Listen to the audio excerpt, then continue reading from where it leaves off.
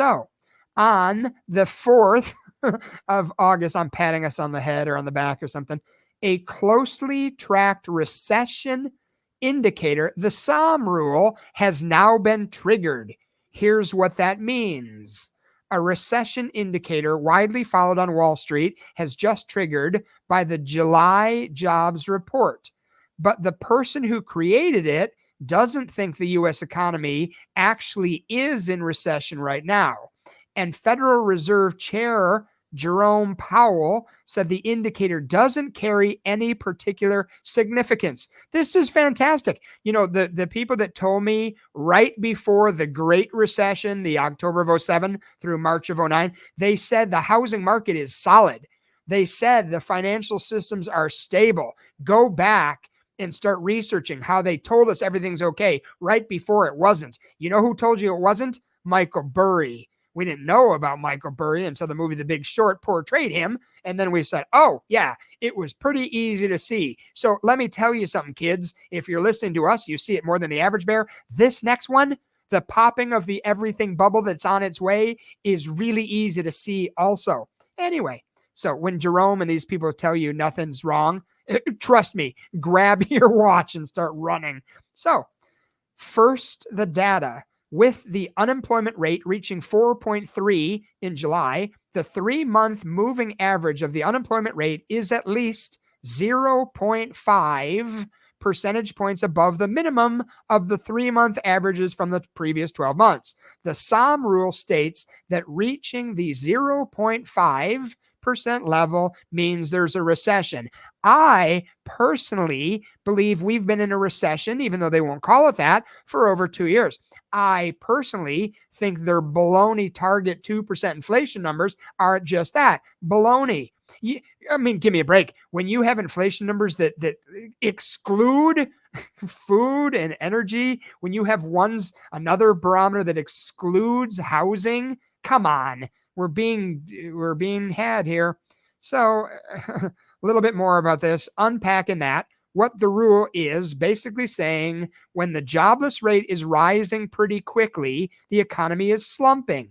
The 3-month average is important because it smooths out times where there's a quirk that only impacts unemployment rate for a month. The rule, named after former Fed, here's your key to why I don't trust this person. The rule, named after former Fed economist Claudia Sahm, is closely tracked because it worked in the past. You know, what do I say more than anything else on the show? We are in uncharted territory. So I don't know. I mean, I don't know if it's going to work in the future. Sahm herself told Wall Street Journal that she actually doesn't think the economy is in recession. Good to hear, Sahm. Changes in the labor supply after the pandemic and the recent jump in immigration has diminished its usefulness, she says. Then why am I hearing about it all over the place? Then just let it go. Claudia, say you made a mistake. You never meant what you said. This is all baloney. So anyway, the SAHM rule. Any thoughts on this, Anthony? What is your take? Do you think we need to worry about this? Should we watch it? I noticed the job numbers weren't so scary today. Yeah, I don't think it means anything. Perfect. Every day there's an article about an indicator that means something that's doing something else. This article even says it doesn't mean anything, so I'm not bothered. It does, but if you go to page 2. Yeah, but there's a ton of articles that say they do mean things and they don't end up meaning things. So what does it matter? This doesn't matter. Everything you read is opinion. The stuff that you read looking back, you can actually see what's happened. Everything you read like this, are we going to go into recession? Are we not? Are they going to raise rates? We don't know. And by the way, with the job numbers, they don't count people that have 2 or 3 jobs. If you have a job and then you have a side gig, they don't count that. You know, I think a lot of people that are here illegally are not being counted in their numbers. I don't think the job numbers are legitimate. Plus, something else I've noticed. Have you ever noticed they always redo them? They give you the numbers on inflation, unemployment, all these things, housing starts, all these numbers, and then they're never the same when they redo them a month later. They're like, oh, by the way, there was this. But we don't see that. We just see the initial shock. So one thing that, you know, they kind of contradict each other here. It says here, Powell added, it looks like a normalizing labor market. Well, first of all, Powell, you came out couple years ago and you said how to fix inflation was for the unemployment numbers to rise. If people are out of work, they can't buy as much. If they don't buy as much, simple economics say that the price of goods and services fall. You wanted higher unemployment. You want this. You want inflation to come down by unemployment rising. And I think you're going to get your wish, but what do I know? So officially, by the Fed's own definition, the labor market is now on the wrong side of normal. The Fed's long-run unemployment rate forecast is 4.2.